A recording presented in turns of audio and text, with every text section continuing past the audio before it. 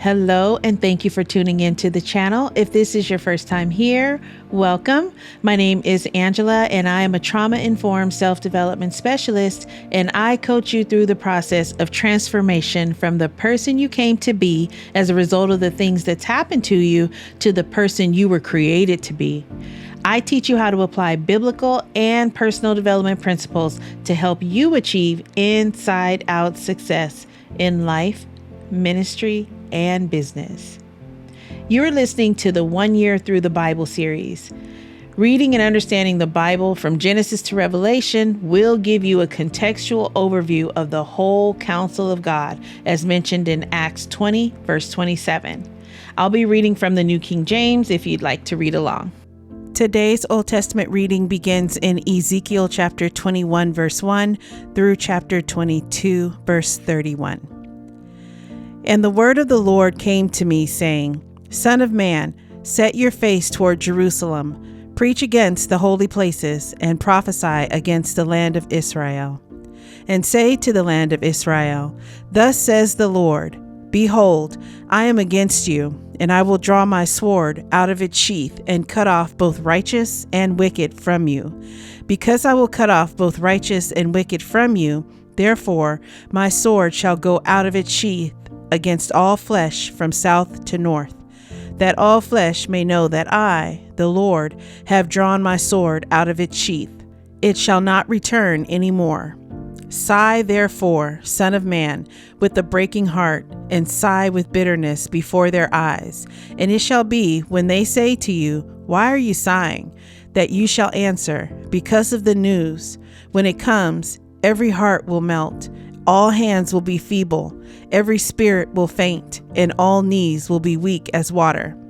Behold, it is coming, and shall be brought to pass, says the Lord God. Again, the word of the Lord came to me, saying, Son of man, prophesy and say, Thus says the Lord. Say, a sword is sharpened and also polished, sharpened to make a dreadful slaughter, polished to flash like lightning. Should we then make mirth? It despises the scepter of my son, as it does all wood, and he has given it to be polished, that it may be handled. This sword is sharpened, and it is polished to be given into the hand of the slayer. Cry and wail, Son of man, for it will be against my people, against all the princes of Israel. Terrors, including the sword, will be against my people. Therefore, strike your thigh. Because it is a testing. And what if the sword despises even the scepter? The scepter shall be no more, says the Lord God. You therefore, Son of man, prophesy, and strike your hands together. The third time, let the sword do double damage. It is the sword that slays the great men, that enters their private chambers. I have set the point of the sword against all their gates, that the heart may melt, and many may stumble. Ah, it is made bright. It is grasped for slaughter. Swords at the ready. Thrust right. Set your blade. Thrust left, wherever your edge is ordered. I also will beat my fists together, and I will cause my fury to rest. I, the Lord, have spoken. The word of the Lord came to me again, saying, And son of man, appoint for yourself 2 ways for the sword of the king of Babylon to go. Both of them shall go from the same land. Make a sign, put it at the head of the road to the city. Appoint a road for the sword to go to Rabbah of the Ammonites, and to Judah into fortified Jerusalem. The king of Babylon stands at the parting of the road, at the fork of the 2 roads, to use divination. He shakes the arrows, he consults the images, he looks at the liver. In his right hand is the divination for Jerusalem, to set up battering rams, to call for a slaughter, to lift the voice with shouting, to set battering rams against the gates, to heap up a siege mound, and to build a wall. And it will be to them like a false divination in the eyes of those who have sworn oaths with them. But he will bring their iniquity to remembrance, that they may be taken. Therefore, thus says the Lord God, because you have made your iniquity to be remembered, in that your transgressions are uncovered, so that in all your doings your sins appear, because you have come to remembrance, you shall be taken in hand. Now to you, O profane, wicked prince of Israel, whose day has come, whose iniquity shall end, thus says the Lord God, remove the turban and take off the crown. Nothing shall remain the same. Exalt the humble and humble the exalted. Overthrown, overthrown, I will make it overthrown. It shall be no longer until he comes whose right it is, and I will give it to him. And you, son of man, prophesy and say, thus says the Lord God concerning the Ammonites and concerning their reproach, and say, a sword is drawn, polished for slaughter, for consuming, for flashing. While they see false visions for you, while they divine a lie to you, to bring you on the necks of the wicked, the slain whose day has come, whose iniquity shall end. Return it to its sheath. I will judge you in the place where you were created, in the land of your nativity. I will pour out my indignation on you. I will blow against you with the fire of my wrath, and deliver you into the hands of brutal men who are skillful to destroy. You shall be fuel for the fire. Your blood shall be in the midst of the land. You shall not be remembered, for I, the Lord, have spoken.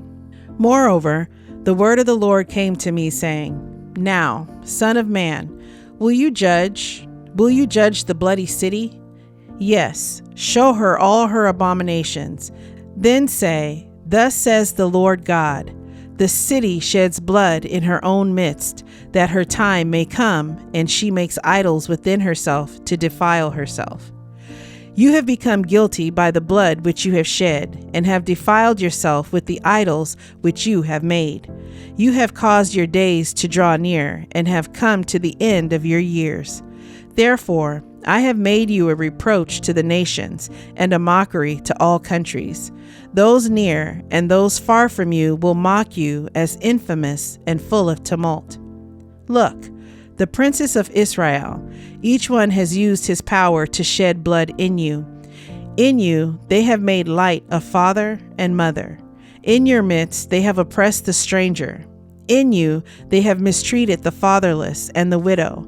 You have despised my holy things and profaned my Sabbaths. In you are men who slander to cause bloodshed. In you are those who eat on the mountains. In your midst they commit lewdness.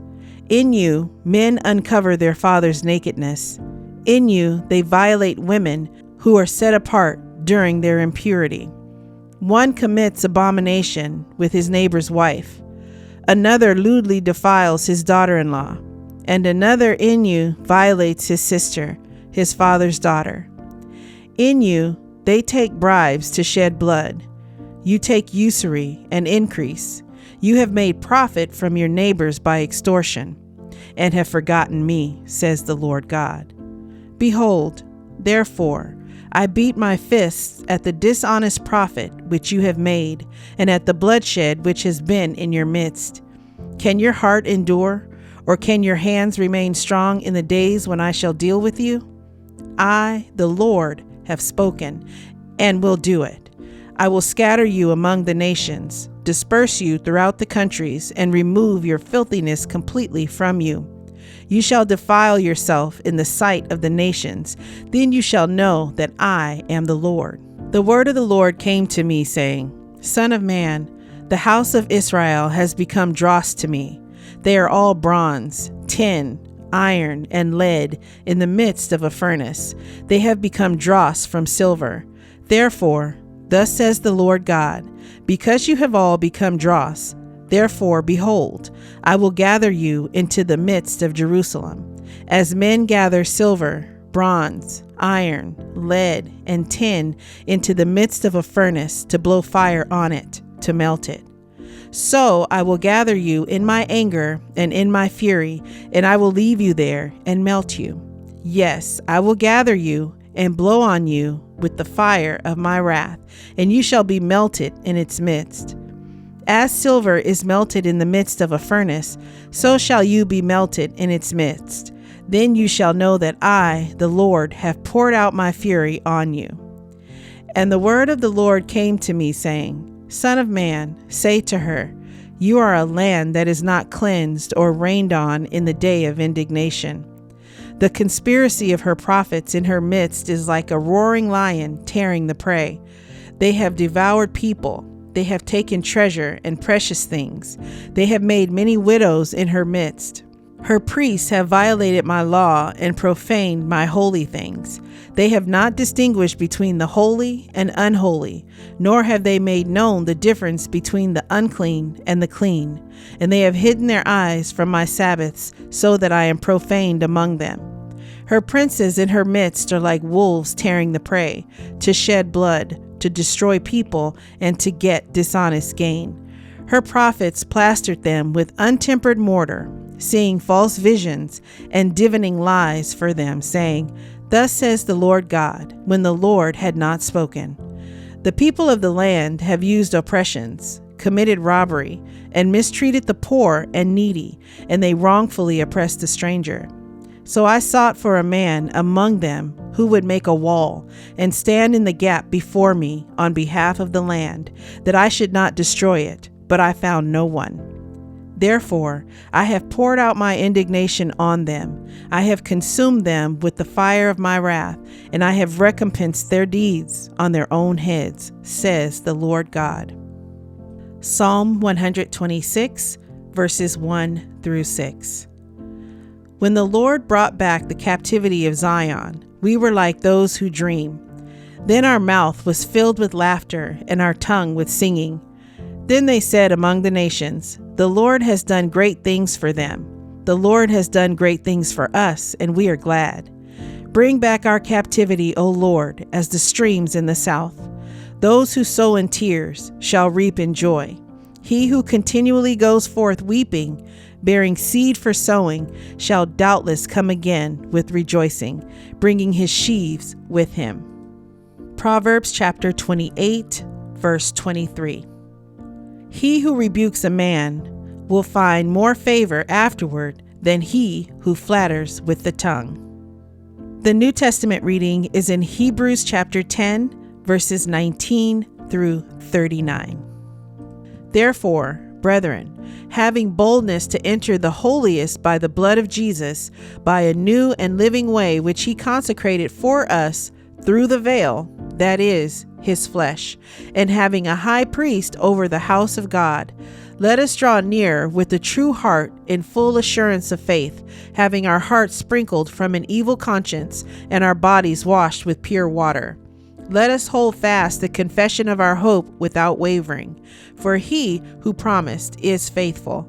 And let us consider one another in order to stir up love and good works, not forsaking the assembling of ourselves together, as is the manner of some, but exhorting one another, and in so much the more as you see the day approaching.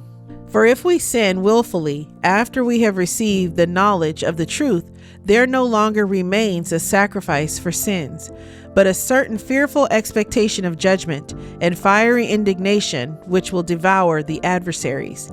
Anyone who has rejected Moses' law dies without mercy on the testimony of 2 or 3 witnesses. Of how much worse punishment do you suppose will he be thought worthy who has trampled the Son of God underfoot, counted the blood of the covenant by which he was sanctified a common thing, and insulted the Spirit of grace? For we know him who said, Vengeance is mine, I will repay, says the Lord. And again, the Lord will judge his people. It is a fearful thing to fall into the hands of the living God. But recall the former days in which, after you were illuminated, you endured a great struggle with sufferings, partly while you were made a spectacle by both reproaches and tribulations, and partly while you became companions of those who were so treated.